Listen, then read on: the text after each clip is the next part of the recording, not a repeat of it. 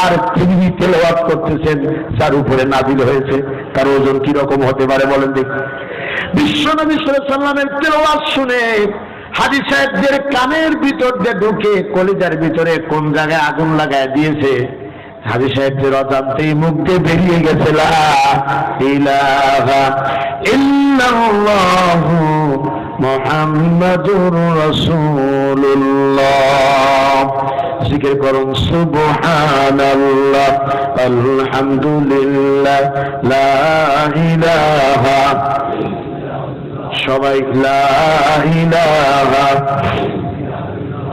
যার জমিনে বাস করো মন, যার জমিনে বাস করো মন, দিলে কেন অন্য জন। লা ইলাহা ইল্লাল্লাহু বলবো আজীবন, লা ইলাহা ইল্লাল্লাহ বলেন। লা ইলাহা ইল্লাল্লাহু মুহাম্মাদুর রাসূলুল্লাহ, বলুন সাল্লাল্লাহু আলাইহি ওয়াসাল্লাম।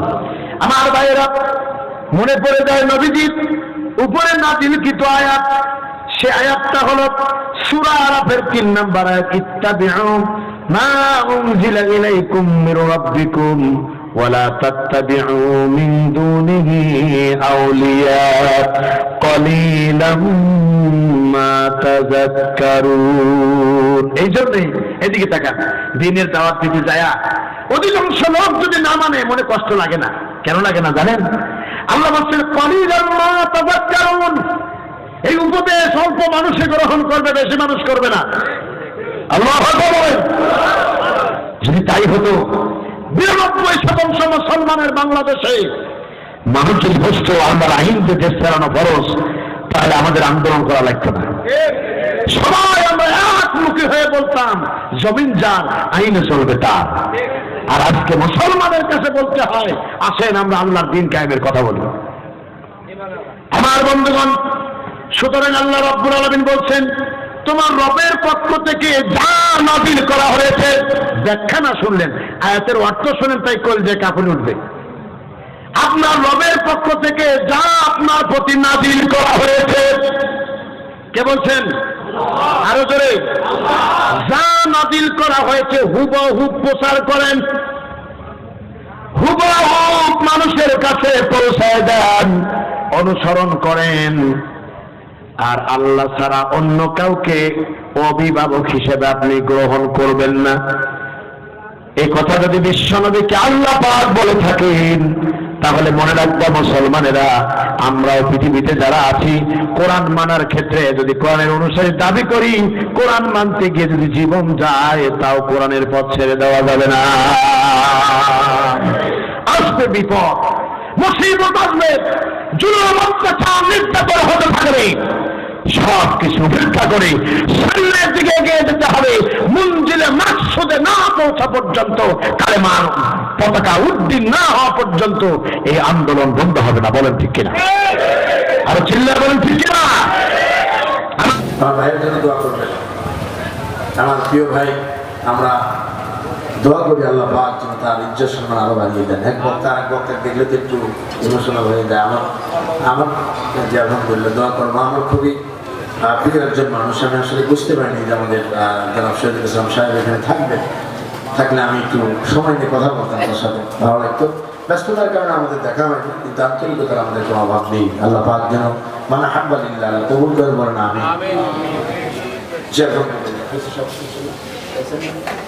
যারা কালেকশন করেছো তারা তোমার ওস্তাদের কাছে ব্যাগটি পৌঁছে দাও ইনশাআল্লাহ।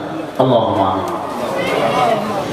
ربنا ظلمنا أنفسنا وإن لم تغفر لنا وترحمنا لنكونن من الخاسرين.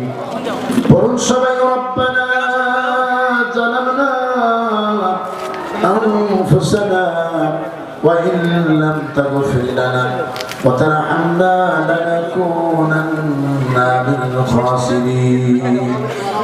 ربنا آتنا في الدنيا الدنيا حسنة وفي الآخرة حسنة وقنا عذاب النار رب العالمين কোরআনুল কারীমের মাহফিলে বাংলাদেশের যতগুলো শহর আছে তার মধ্যে পরিচ্ছন্ন শহর রাজশাহী সিটি কর্পোরেশনের গুরুত্বপূর্ণ এলাকা সেনাবাহিনী অধ্যুষিত এলাকায় 13 খাদিয়া মারিফুল কোরআন একাডেমির উদ্যোগে কোরআনের মাহফিলে আজকে দীর্ঘ সময় কথা বলেছি। ভুল ত্রুটি ক্ষমা করে দাও, এর জানে কি হয় আমাদের একান্ত প্রিয় নবী শাফায়েতে যিনি আমাদের একান্ত কান্ডারি বিশ্ব নবীর রূহ মোবারকে হাদিয়াটুকু পৌঁছে দাও। তাম পৃথিবীর মাটির নিচে যত মুমিন মুমিনাত ঘুমিয়ে গেলেন তেনাদের প্রত্যেকের কবরে সওয়াব পৌঁছায় দাও। এভাবে যখন দোয়া করতেছিলাম হঠাৎ করে মার কথা মনে পড়েছে, বাবার কথা মনে পড়েছি। বাবা মাকে যারা হারিয়ে ফেলেছি আল্লাহ বাবা মার কবরে যদি আযাব হয় আযাবুল কবর মাফ করে কবরগুলো জান্নাতের বাগান বানায় দাও। রব্বুল আলামিন যাদের বাবা মা বেঁচে আছে হায়াত বাড়ায় দাও, প্রাণ ভরে ভরে দরদের আব্বা আম্মার খেদমতের তৌফিক দিয়ে দাও। আয় আল্লাহ তাআলা জীবনে কত গুণ করেছি মনে আছে, কত গুণ করেছি মনে নাই, মেহেরবানি করে জিন্দেগীর সমস্ত গুনাহগুলি তুমি মাফ করে দাও।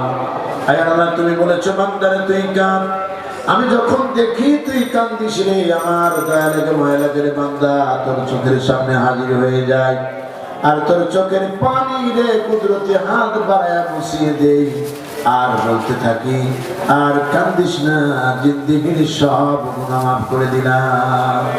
আয় আল্লাহ তাআলা এইভাবে যদি দুনিয়ায় কোনো মায়ের কাছে মা মা বলে কাঁদতাম এমন নিষ্ঠুর মা নাই যে কোলে না নিয়ে পারে।